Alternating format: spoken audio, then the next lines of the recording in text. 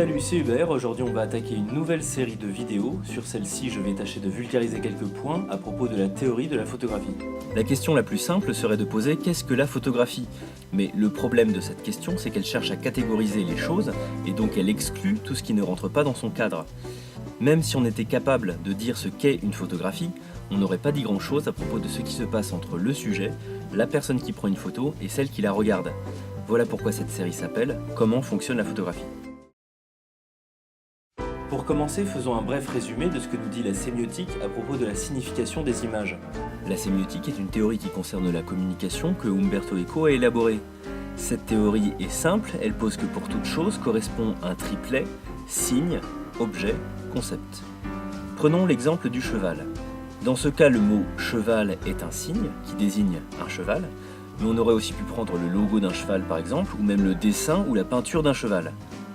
L'objet, c'est un cheval, en particulier un cheval tangible, et le concept, c'est l'idée du cheval, un peu comme pourraient le dire les philosophes grecs. Le concept de cheval existe dans le monde des idées, il permet de ranger tous les êtres vivants qui possèdent toutes les propriétés d'un cheval dans la catégorie cheval. Maintenant pour Umberto Eco, chaque signe possède à la fois une dénotation et une connotation. La dénotation, c'est la capacité d'un signe à désigner correctement l'objet auquel il est attaché. Et la connotation, c'est sa capacité à signifier autre chose que ce qui est désigné. Dans l'exemple du cheval, les mots canasson et destrier désignent le même objet, mais canasson est un terme familier, alors que destrier connote une idée plutôt romantique. On peut alors dire pour une photographie qu'elle fonctionne comme un ensemble de signes dès lors qu'elle donne à voir un certain nombre d'objets de manière distincte. L'idée de la lisibilité est fondamentale. Par exemple, pour une photographie, la couleur rouge peut constituer un signe. Le rouge, en devenant une propriété de l'image, fonctionnera comme un signe qui renverra à la fois au concept de rouge, mais également à l'objet pris en photo, celui qui était rouge. La couleur rouge, en fonction de sa nuance et de l'objet sur lequel elle est, aura la capacité de connoter certaines idées bien connues. La violence, le sang, l'amour, la passion, ou simplement sera associée à une couleur pop. On distingue également d'autres voies par lesquelles passe la communication. Par exemple, une photographie peut avoir une signification littérale. Sur cette image, le marquage « stop » de la route fonctionne littéralement, c'est-à-dire qu'il ne désigne rien de particulier, mais il se déchiffre directement pour ce qu'il signifie. On lit le mot « stop ». On préférera ne jamais détacher les signes les uns des autres, mais plutôt de les faire fonctionner ensemble pour décrypter correctement les images. Certains signes connotant des idées tout à fait opposées, il est préférable d'avoir une vision globale de ce qu'on analyse. Ainsi, les éléments d'une photographie peuvent être lus les uns mis en relation avec les autres, et c'est ce qui fabrique la base du langage photographique. De son côté, le photographe s'y prend rarement différemment. Souvent, alors qu'il est en train de cadrer, il projette dans son esprit ce que va rendre la photo une fois prise. Il cherche alors à disposer dans son viseur les objets les uns par rapport aux autres, de manière à montrer des signes répartis comme il le souhaite. La capacité du photographe réside ainsi dans l'anticipation de ce que vont donner les objets une fois imprimés sur le capteur et une fois transformés en signes. Quelle proportion doit avoir mon sujet par rapport au cadre, quelle taille doit avoir le ciel, etc. etc. Je fais une petite digression. Nous sommes dans une pièce et nous disposons de deux thermomètres. Le premier possède un affichage numérique. Le second, un affichage qui dépend de la dilatation d'un liquide. Le premier thermomètre indique 20,2 degrés. On peut voir que sur le second, le haut du liquide arrive un peu plus haut que le chiffre 20,2. On augmente alors la température de la pièce un petit peu.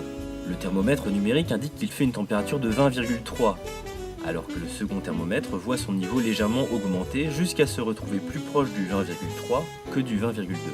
En esthétique, on désigne le premier thermomètre comme étant digital et le second analogique. On dit alors que le premier thermomètre affiche une température clairement lisible mais peu précise. Il ne permet pas de distinguer les nuances de température entre 20,2 et 20,3. Pour celui-là, soit c'est l'un, soit c'est l'autre. Mais il n'y a rien entre les deux. Alors que le second, bien que moins facilement lisible, est toujours beaucoup plus précis puisqu'il a la possibilité d'afficher toutes les nuances de température quelles qu'elles soient. Je vais vous donner quelques exemples pour clarifier un petit peu la différence entre digital et analogique. Un plan d'architecte, c'est digital. Chaque élément de la représentation renvoie à un seul élément du projet. Il n'y a pas d'ambiguïté sur les éléments. Chaque élément est parfaitement clair pour peu qu'on sache lire ce plan. S'il y avait des ambiguïtés, ce serait un problème au moment des travaux. Tous les plans techniques fonctionnent un petit peu de la même manière. Une partition de musique, c'est une représentation digitale aussi, ça fonctionne comme un langage. avec quelques subtilités près en ce qui concerne le mi dièse et le fa bémol, puisque c'est la même note qui possède deux représentations différentes, mais en dehors de ça, c'est digital. Il y a une réversibilité entre les objets réels, les notes jouées, et les signes représentés, les notes écrites. Une peinture de Francis Bacon, c'est une représentation analogique. Même si on distingue le fond du sujet de manière nette, le sujet possède des attributs difficilement définissables. Dès lors, la représentation possède une densité d'informations qui laisse place à l'interprétation. Bacon ne fait plus seulement usage de la dénotation, mais aussi de la connotation lorsqu'il peint la chair de ses sujets. Quelques analogies sont possibles, mais aucune définition précise ne peut être posée. Une peinture rupestre ? Eh bien, malgré la simplicité de la représentation, on ne peut s'empêcher de remarquer de légères nuances dans les épaisseurs de traits ou dans les postures qui font penser au dynamisme d'un mouvement. C'est pourquoi les peintures rupestres fonctionnent plutôt de manière analogique. Même si on peut dire ça représente un homme, cette définition n'est pas complète. Il faudrait dire ce que fait cet homme-là, et il peut y avoir des interprétations.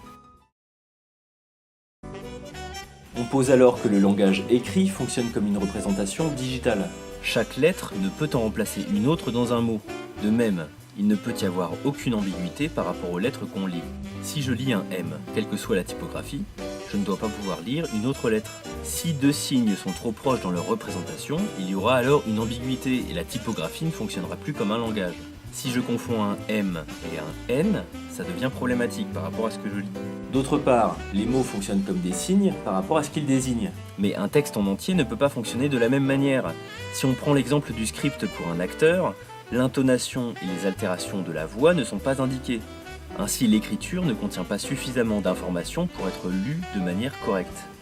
Même si les signes de ponctuation, le niveau de langage et les tournures de phrases permettent d'imaginer l'intonation d'un texte, on peut lui accorder plusieurs interprétations différentes.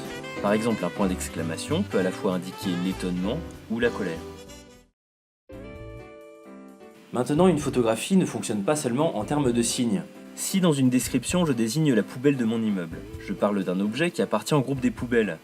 On sait d'emblée l'ensemble des caractéristiques que ça suppose. On imagine une poignée, une couleur verte, des roues, etc.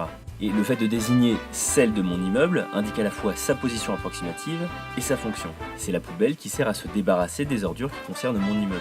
Pourtant, si à travers quelques indications j'ai pu catégoriser précisément l'objet dont je parle, le langage a sa limite quant à sa description. Je pourrais vous parler de sa contenance, de la manière dont l'étiquette sur laquelle se trouve le numéro de l'immeuble se détache, etc. Mais tout ce que je ferai, ce sera donner des propriétés de plus en plus précises, de manière à caractériser la poubelle de mon immeuble.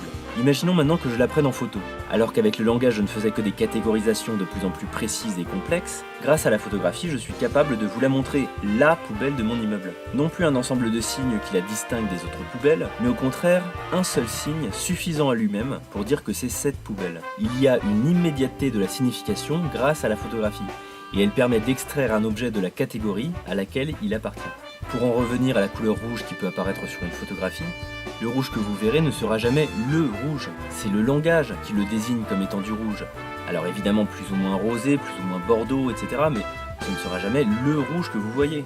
Il en retourne du caractère irréductible de l'expérience de la photographie et de la densité d'informations qu'on peut en tirer. En général, on préfère alors faire fonctionner la photographie de manière analogique et non digitale. Vous en faites vous aussi l'expérience tous les jours avec les publicités dans la rue. Vous savez bien que les images publicitaires sont travaillées de manière à connoter plutôt qu'à dénoter. De cette manière, les publicitaires cherchent à nous toucher plus profondément. Dans cette dernière partie, je vais tenter de faire le résumé d'une conférence de Joel Snyder. Il l'a tenue au Centre Georges Pompidou Paris à l'occasion de l'exposition de l'année dernière intitulée « Qu'est-ce que la photographie ?»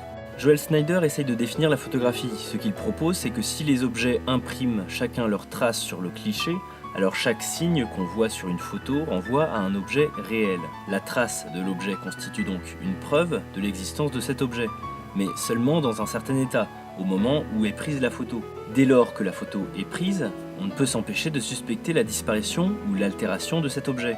Et c'est une idée assez répandue chez ceux qui ont écrit à propos de la photographie, que lorsqu'on voit la photo d'une personne, on ne peut s'empêcher de se demander si elle est morte. La photographie, lorsqu'on la voit étant déjà prise, témoigne d'un état des choses passé, et donc par nature suppose que cet état n'existe plus. Personnellement, je fais de la photographie de chantier en ce moment. Au moment où je prends une photo, je peux être certain que ce que je verrai sur la photo ne sera plus dans le même état quelques minutes plus tard. Les artisans qui travaillent sur le chantier transformant sans arrêt mon sujet, les photos restent seules, preuve de ce qui a existé. Cependant, Joel Snyder est sceptique par rapport à ce qu'il voit sur les photographies. Certaines photos montrent du flou. Si on fait fonctionner le flou comme un signe, alors à quel objet renvoie ce flou? Et la question peut se prolonger à toutes les altérations de l'image. Que représentent les halos de lumière? Ce ne sont pas des objets au sens où on l'entend. Et de manière inverse, si un visage sur une photo est surexposé, est-ce que ça veut dire que cette personne n'a pas de visage? Si la photographie devait être un langage, il y aurait une réversibilité entre les signes et les objets. Un signe renverrait à un objet et l'objet à un signe, sans aucune perte d'information. Joel Snyder conclut sa conférence en montrant un autoportrait de Man Ray qui exécute un light painting.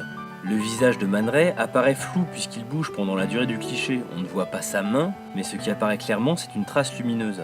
C'est elle qui s'apparente le plus à un élément lisible de l'image. En revanche, ce n'est pas un élément qui préexiste à la photographie. Ce qu'on voit ne possède une existence que sur le cliché. Un tracé lumineux n'est pas au sens propre un objet, ce n'est qu'un signe. Comme vous le voyez, l'idée qui consiste à faire fonctionner la photographie comme un langage trouve rapidement ses limites. La prochaine fois, nous essaierons d'apporter d'autres éléments de réponse. Voilà, j'espère que cet épisode un petit peu plus théorique vous a plu. Si c'est le cas, n'hésitez pas à le partager ou en parler autour de vous. À bientôt!